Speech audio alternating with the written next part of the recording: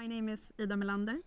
I'm a researcher and senior lecturer here at Örebro University, and my field of research is Swedish language. So I'm a linguist, and I've done research on endometriosis communication.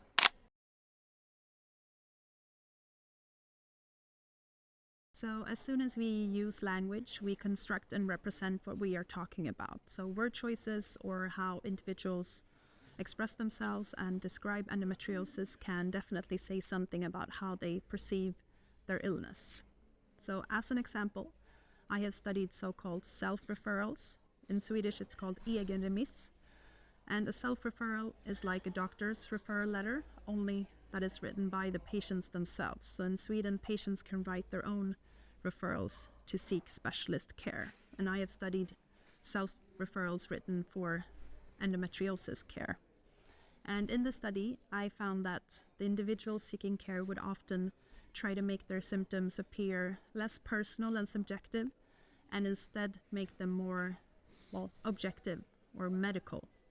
So to do this, they would often incorporate the voices of other people. So they would cite, for instance, their medical records or interactions with healthcare providers, patient advocacy groups, or even their family members, and use these voices to legitimize their need for care and sort of strengthen their argument that this is in fact not something that's normal, but rather something that is in need of care. So you need to see a specialist doctor to get treatment for this. I also saw examples of how these women who were seeking care also would incorporate their own characteristics or their own personal traits in the referral letter. For instance, describing themselves as good and responsible citizens, or as very pain resistant, that you're not overly sensitive, for instance.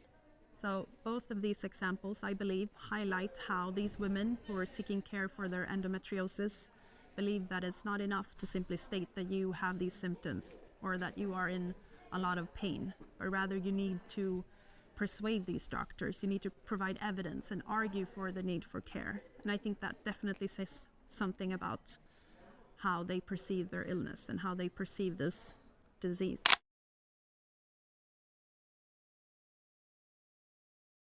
So if we imagine that a person starts to feel like something isn't really right, starts to experience symptoms, and this person might be contemplating whether to seek care or not, we could expect this person to look for information, and perhaps not only from official healthcare sources, but also from social media, from various discussion forums. This then becomes part of the information sources available to the person who is considering seeking care, and this person can use this information to decide whether or not to seek care or how to act. And the information available on social media will probably influence how they view their own symptoms after reading about the symptoms of other people and the experiences of other people online. On a more general level, you could also say that social media has the potential to increase the visibility of endometriosis and endometriosis experiences. And those experiences have, previously been rather invisible. So as an example, I have studied illness narratives on the social media platform Instagram, and I studied a specific account which was shared by multiple women with endometriosis, and this account had the explicit aim of spreading knowledge about the disease.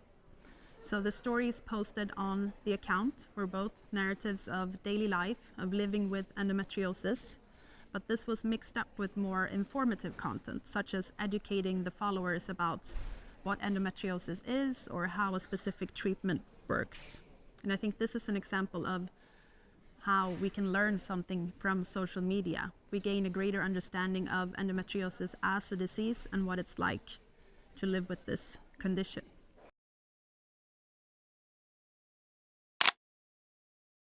Expressions of pain is something that has been studied in previous linguistic research on endometriosis communication. Here, studies have shown that it's quite difficult to convey endometriosis pain, precisely because it's so subjective, but that the use of different metaphors is a way to make the pain more relatable and easier to communicate. Previous research show that those affected by endometriosis tend to use various metaphorical expressions or comparisons to describe their pain, for instance, as a physical element or an injury, pain that stabs, or the feeling like your uterus is going to explode.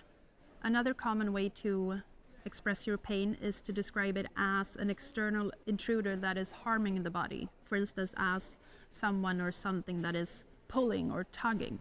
An example of frustration, which recurs in many of my studies on endometriosis communication, is the use of different quotes. For instance, it's a part of being a woman, or it's supposed to hurt when you have your period, or simply it's normal.